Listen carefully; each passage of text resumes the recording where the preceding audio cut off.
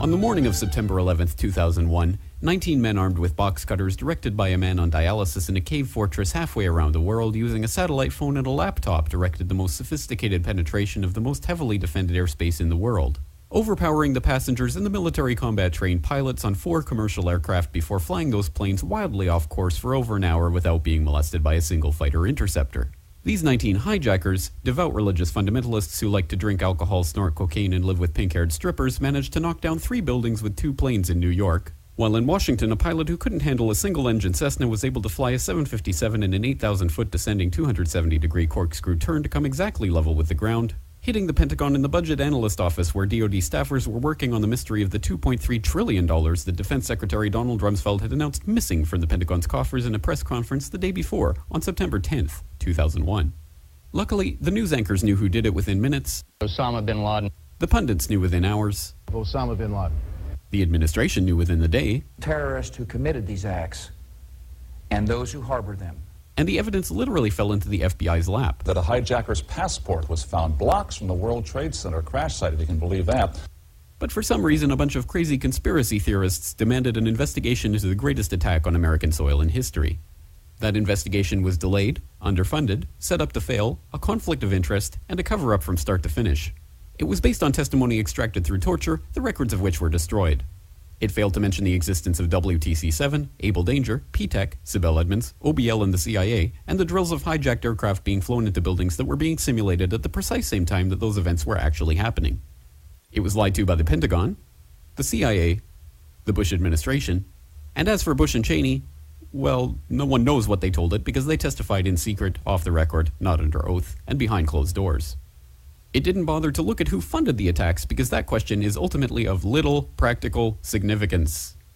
Still, the 9/11 Commission did brilliantly, answering all of the questions the public had, except most of the victims' family members' questions, and pinned blame on all the people responsible, although no one so much as lost their job, determining the attacks were failure of imagination. Because Nobody in our government, at least, and I don't think the prior government that could envision flying airplanes into buildings. Except the Pentagon, FEMA, NORAD, and the NRO. The DIA destroyed 2.5 terabytes of data on Able Danger, but that's okay because it probably wasn't important.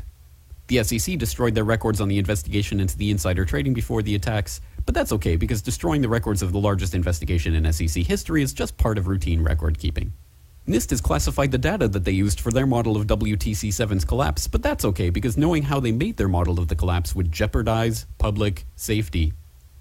The FBI has argued that all material related to their investigation of 9/11 should be kept secret from the public, but that's okay because the FBI probably has nothing to hide.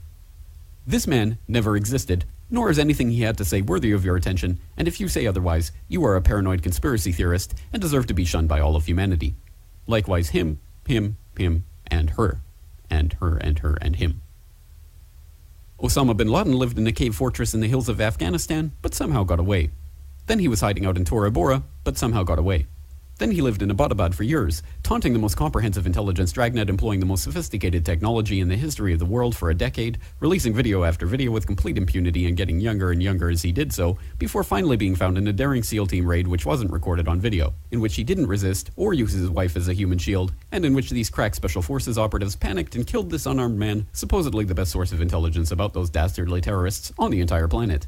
Then they dumped his body in the ocean before telling anyone about it. Then a couple dozen of that team's members died in a helicopter crash in Afghanistan. This is the story of 9/11, brought to you by the media which told you the hard truths about his head could be seen to move violently forward. And they took the babies out of the incubators. And mobile production facilities. And the rescue of Jessica Lynch. If you have any questions about this story, you are a batshit paranoid tinfoil dog-abusing baby hater and will be reviled by everyone. If you love your country and or freedom, happiness, rainbows, rock and roll, puppy dogs, apple pie, and your grandma, you will never ever express doubts about any part of this story to anyone.